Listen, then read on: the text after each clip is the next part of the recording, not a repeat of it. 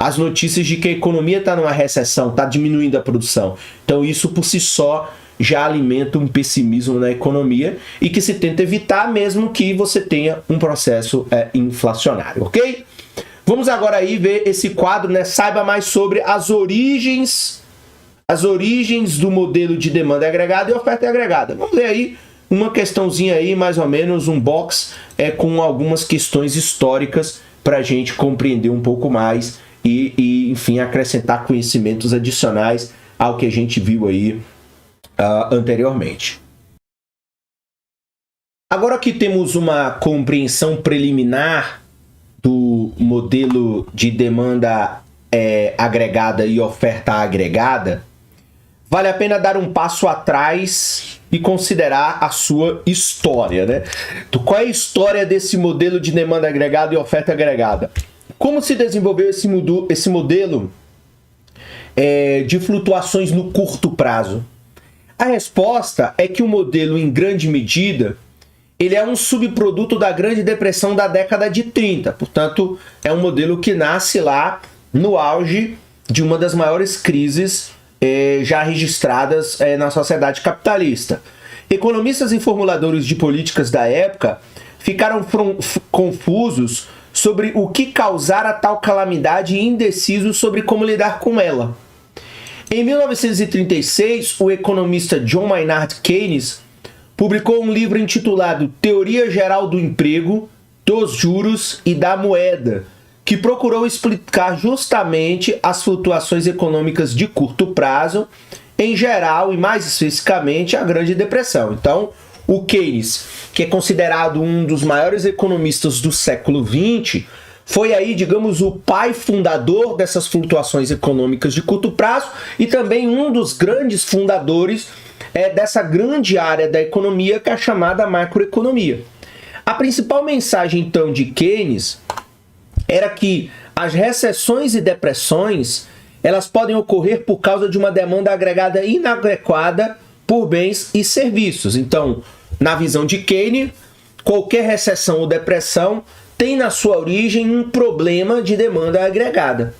Keynes era um crítico da teoria econômica clássica, que é a teoria que examinamos anteriormente neste livro. Então, na verdade, os livros de introdução à economia hoje, os vários manuais disponíveis, são livros que muitas vezes estão sedimentados em uma reflexão a partir da teoria econômica clássica ou do que se chama hoje neoclássica, igual o uso do plano cartesiano é bem uma tradição neoclássica.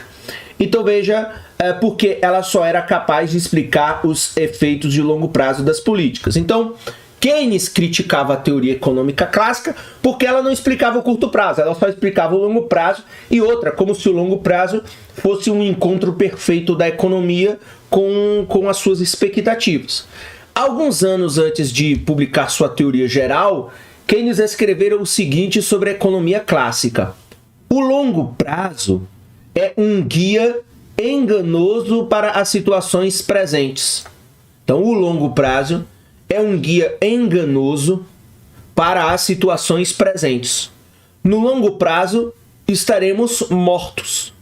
Os economistas se propõem uma tarefa muito fácil e inútil se em épocas de tempestades eles apenas puderem dizer que quando o temporal tiver passado, o oceano está calmo. Então, claramente uma crítica de Keynes quanto à visão baseada apenas no longo prazo. Até porque, e querendo ou não, e cada vez mais na economia moderna do século XXI, o curto prazo é o que manda, né, na sociedade. Então, é curto prazo, curto prazo, curto prazo, porque na verdade não adianta pensar no longo prazo se a gente não sobrevive ao curto prazo. Então, enfim, no longo prazo, como diria Keynes, estaremos todos mortos.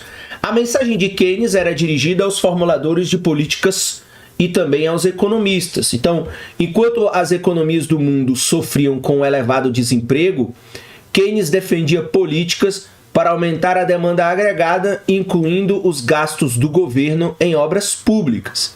No próximo capítulo, no capítulo 34, examinamos em detalhe como os formuladores de políticas podem usar os instrumentos de política monetária e fiscal para influenciar a demanda agregada. E aí a análise apresentada no próximo capítulo, assim como neste, deve muito ao legado de John Maynard Keynes. Então você vai ter aí uma presença de uma teoria, não apenas uma teoria econômica clássica, com a ideia de trazer aí este legado de Keynes para os livros de introdução à economia. É mais comum ver Keynes hoje, sobretudo em manuais de macroeconomia mais alternativos, porque ele tem uma visão, digamos assim, da estrutura agregada da economia e da importância do governo gerenciar esses conflitos, sobretudo em momentos de recessão e depressão, em que ele considera o Estado a principal instituição ou a instituição capaz de resolver através aí da política monetária e da política fiscal os problemas de demanda agregada, ok?